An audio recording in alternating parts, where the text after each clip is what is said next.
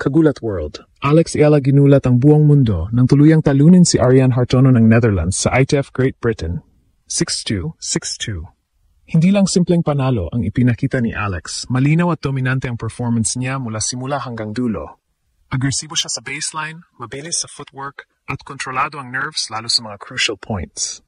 Sa unang set, mabilis siyang nakakuha ng lead at hindi na nagpaawat, habang sa second set, mula sa deadlock, nagpatuloy ang streak ng solid games para ma-seal ang laban. Hindi rin ito ang unang pagkataon nilang nagharap.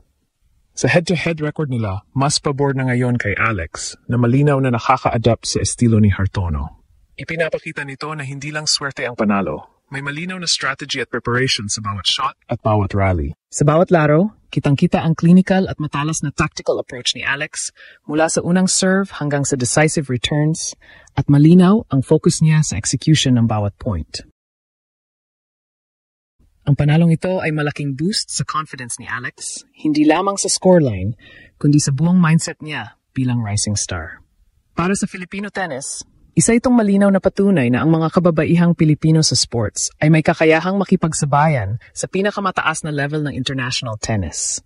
Ipinapakita ng resulta na handa na si Alex Ayala na harapin ang mas malalaking tournaments at mas mabibigat na opponents. At ang dominance na ito ay nagbibigay ng inspirasyon sa mga kabataan na sundan ang kanyang yapak. Sa kabuuan, ang pagkapanalo ni Alex laban kay Hartono ay hindi lamang simpleng resulta. Isa itong signal. Signal na handa na siyang mag-level up, lumabas sa comfort zone at ipakita sa buong mundo na hindi na lang siya promising talent kundi rising force sa WTA ITF circuit. Buong mundo ngayon ay may bagong rason para i-watch at i-follow ang career ni Alexandra Ayala. At malinaw na ang Filipina Ace ay nagiging unstoppable sa bawat laban na kanyang haharapin. Ang panalo ni Alex Ayala laban kay Ariane Hartono ng Netherlands ay hindi lang basta scoreline. Malinaw na ipinapakita nito ang kanyang strategic growth at competitive maturity. Mula sa umpisa ng laro, si Alex ang nag-control sa match. Diktahan ang baseline rallies at ang tempo ng bawat set. Precise ang kanyang footwork, kaya nagagawa niya maposisyon ng tama para sa offensive strikes at mabilis na recovery sa depensa. Bawat point ay may purpose na nagpapakita na hindi lang siya nagre-react sa shots ni Hartono, kundi aktibong hinuhubog ang flow ng laro. Ang level ng control na ito ay tanda ng isang player na lumagpas na sa raw talent. Naiintindihan niya ang teaming, spacing, at risk management sa bawat stage ng laban. Isa sa mga critical factors sa kanyang dominance ay ang kakayahang i-convert ang pressure sa opportunity. Sa mga tight score moments, nanatili siyang kalmado, pumipili ng smart shots, at minimal ang unforced errors. Ang poise na ito sa pressure ay resulta ng mental preparation at experience. Traits na nakikita sa mga players na successful ang transition mula junior circuits papuntang senior professional tournaments. Epektibo rin ang serving game niya. Consistently placed ang first serve sa spots na pumipilit kay Hartono sa weak returns, kaya agad nakokontrol ni Alex ang rallies.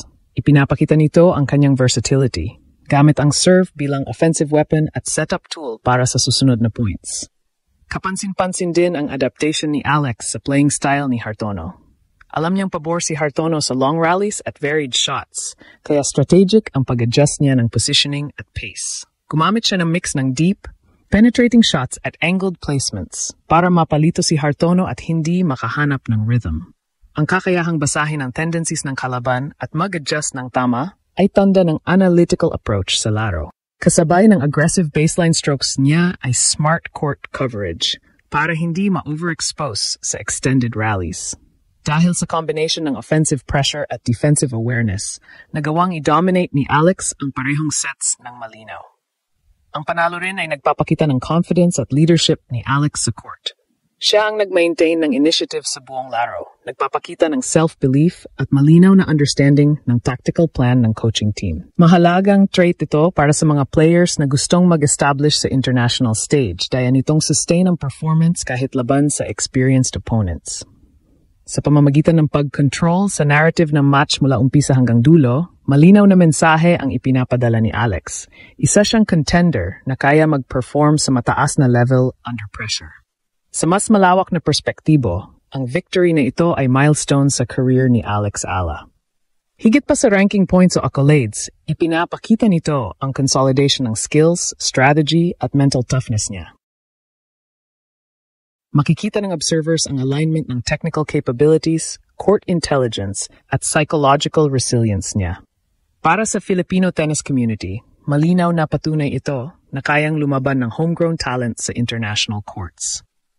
Ipinapakita rin nito na si Alex Iala ay hindi na lang promising junior star. Unfolding na siya bilang rising force na kayang hamunin ng seasoned professionals at gumawa ng impact sa global stage. Sa pagpapatuloy ng analysis ng panalong ito ni Alex Iala, mas lalong lumalabas kung paano niya ginamit ang kanyang intelligence at strategic approach sa court para makontrol ang laban kay Arian Hartono. Bukod sa baseline dominance, kitang-kita ang versatility niya sa pag-handle ng iba't ibang sitwasyon sa rallies. Kapag pinilit ni Hartono ang long exchanges o nagbago ng direction sa middle rallies, mabilis na nag-adjust si Alex, nag-shift sa tamang foot positioning, at nagagamit ang tamang teaming para makagawa ng winners o mapilitan ang kalaban sa errors. Ang ganitong kakayahan ay tanda na nag-evolve siya bilang isang complete player. Hindi lang basta aggressive, kundi matalino sa teaming at space management. Isa rin sa mahalagang aspeto ng panalong ito ay ang mental toughness at konsistensya. Sa mga points na malapit na sa critical juncture, nanatiling kalmado si Alex at hindi nadala sa pressure. Pinili niya ang mga smart shots na hindi lamang safe kundi may potential na makabawi o makontrol ang tempo ng laro. Ang mindset na ito ay malaking advantage para sa mga future matches sa higher level ITF o WTA tournaments. Dahil sa mga tight situations, ang player na may composure ang kadalasang panalo. Pinapakita rin nito na hindi siya basta umaasa sa talento o physical ability. May malalim na psychological preparation na nakapaloob sa bawat shot at desisyon. Ang panalo laban kay Hartono ay nagpapakita rin ng strategic preparation. Malinaw na alam ni Alex ang tendencies ng Dutch player. Kaya may malinaw na plano kung paano papatayin ang rhythm at maiwasan ang comfort zones ng kalaban. Gumamit siya ng kombinasyon ng deep baseline shots at angled placements habang pinapanatili ang aggressive pressure sa return game. Sa bawat set, ang dominance niya ay hindi lamang sa score, kundi sa psychological edge. Pinaparamdam kay Hartono na kontrolado ni Alex ang laban at walang espasyo para sa comeback. Sa technical side, ang serving at returning patterns ni Alex ay naging mahalaga sa buong match. Malinaw ang focus niya sa first serve efficiency at placement, kaya halos bawat rally ay nagsisimula sa kanyang terms.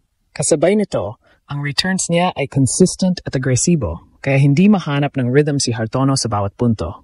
Ang ganitong combination ng controlled serve at assertive return ay tanda ng advanced match awareness at training maturity.